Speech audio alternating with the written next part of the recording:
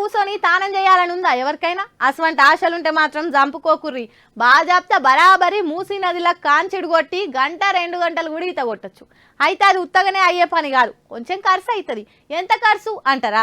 అయితే ఆ ముచ్చటేందో పురాగా తెలుసుకుందాం పారి. మూసి పేరు చెప్తే ముక్కు మూసుకునేటోళ్ళను ఆమ్ చూస్తుంటాము. వాళ్ళకి మురికి విడిచిపెట్టేటప్పుడైతే ఎసొంటి కంపు కొట్టదేమో. ఇక పాత సర్కార్ అయితే మూసిని తేటగా తాగ నీళ్ళ లెక్క చేస్తామని మస్తు స్థాయి చెప్పింది. కొత్తగా వచ్చిన కాంగ్రెస్ సర్కార్ కూడా ఎలక్షన్ల మూసి గురించి చెప్పింది. మొన్నటికి మొన్న దావోస్ కు పోయి మూసి మీద స్టడీ చేసి వచ్చిండు సీఎం సారు. ఓ సీఎం సారు దావోస్ దాకా పోయి వాళ్ళ నీళ్ళని అడిగే బదులు జ్ఞానం మహేంద్ర సార్ ఏదో ఐడియా చెప్తున్నట్ట కదా, చూడరా అదుర్రి. నదిలకు దిగి ఎక్కడ చెత్తనంతా అక్కడ క్లీన్ చేస్తున్న ఈ రోబోను చూసి మనం చాలా నేర్చుకోవాలని అంటుండ ఆయన. ఇటువంటి చైనా రోబోలు మన దేశానికి మస్తు అవసరం అని చెప్తున్నాడు. ఇప్పటికే ఆలస్యమైంది, ఇంకా ఆలస్యం చేయకుండా ఇప్పటికిప్పుడు ఇటువంటి రోబోలను తయారు చేసుకోవాలని అంటుండు మహేంద్ర సారు. ఒకవేళ ఏమన్నా కంపెనీలు ఇప్పటికే వీటిని తయారు చేస్తున్నట్టు తెలిస్తే వాటికి సాయం చేయాలన్నాడు. అంత కాదంటే వాటిని చేతులకు తీసేసుకుంటే మంచిదని అంటున్నాడు. అంత కాదంటే అసొంటివి ఏమనుంటే నా తాని తీసుకురారి, ఆ పెట్టుబడేందో నేనే పెడతాను బంపర్ ఆఫర్ ఇచ్చిండు. ఎంత మంచి మనసు సార్ నీది. జర హైదరాబాద్ కైతే మొదలు వచ్చేటట్టు చూడాలి. ఏసులు ఎక్కువ ఎత్తేసులు తక్కువ అయిపోతుంది.